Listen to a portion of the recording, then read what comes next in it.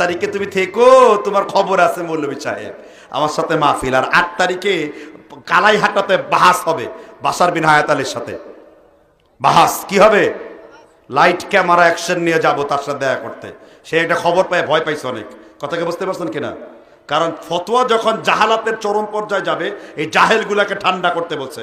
আমাকে জমিয়তে আহলে হাদিসের প্রধান সভাপতি বলেছে কানটা মলে দেওয়ার জন্য এই বেয়াদবগুলারে। কি দেওয়ার জন্য? সমাজটা শেষ করে ফেললো। 6 সার্টিফিকেট ঘরের মধ্যে, তুই একটা দেখা বেটা, একটা সার্টিফিকেট দেখা, তুই কোথায় দাওরা করেছিস? মাকামাতা হারিরি পড়তে দেবো, এটা আপনারা দেখবেন। 2 লাইন যদি পড়তে পারে আমি জীবনে বক্তব্য দেবো না। তাফসিরে বাইদেবি নিয়ে দেবো আমি ওকে পড়ার জন্য।